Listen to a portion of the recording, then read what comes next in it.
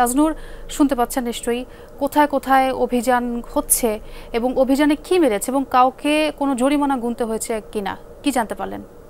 দেখুন ছোঁয়া, এই মুহূর্তে যে এই জায়গাটিতে রয়েছে এটি একটি সেমাই কারখানা, অর্থাৎ ঈদকে সামনে রেখে সেমাই উৎপাদনের যে ব্যস্ততা বেড়েছে সেরকম একটি কারখানা যেখানে প্রচুর পরিমাণে সেমাই উৎপাদন করা হচ্ছে এই মুহূর্তে।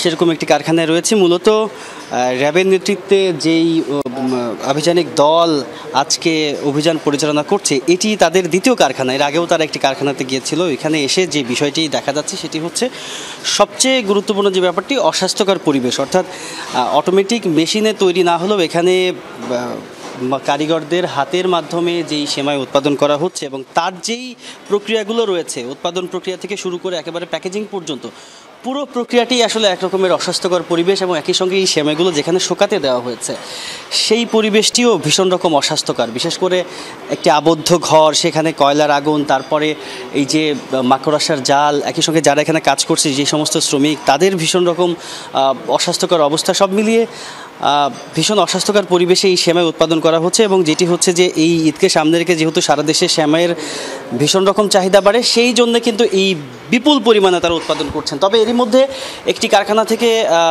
এরকম অস্বাস্থ্যকর পরিবেশ পাওয়ার কারণে র্যাবের যিনি ম্যাজিস্ট্রেট আজকে দায়িত্ব পালন করছেন তিনি সেখানে 20,000 টাকা জরিমানা আদায় করেছেন। ছোঁয়া, ধন্যবাদ তাজনুর যোগ দেওয়ার জন্য।